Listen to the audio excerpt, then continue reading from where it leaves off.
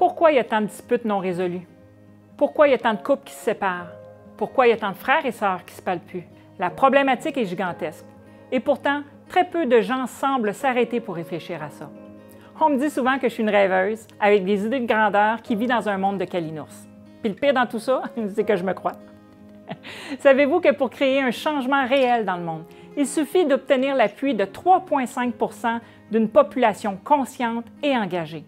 C'est pas beaucoup. Pour vous donner une idée de grandeur, on parle d'environ 300 000 personnes au Québec. J'ai non seulement un projet de site de rencontre à l'international, mais je veux aussi y inclure un volet communautaire.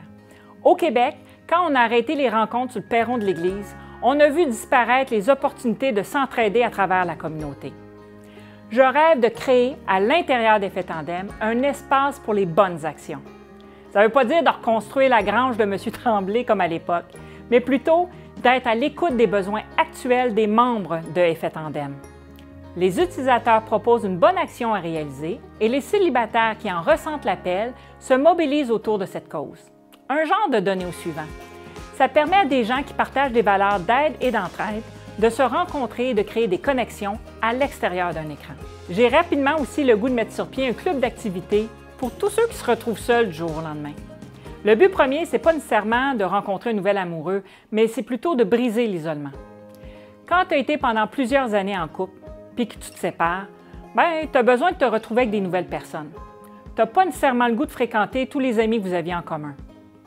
Tu vas où pour te créer un nouveau réseau d'amis? Ça devient de moins en moins évident en vieillissant.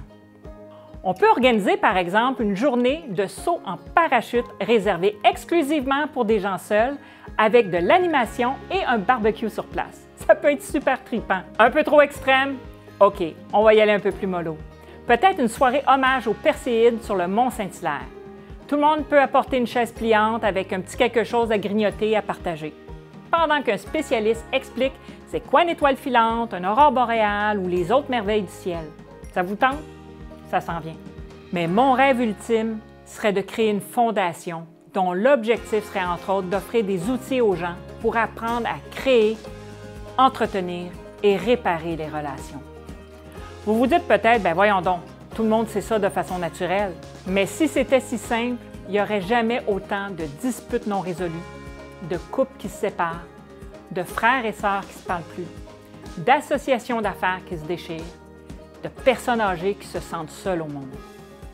La problématique est gigantesque, mais personne ne semble s'arrêter pour y réfléchir.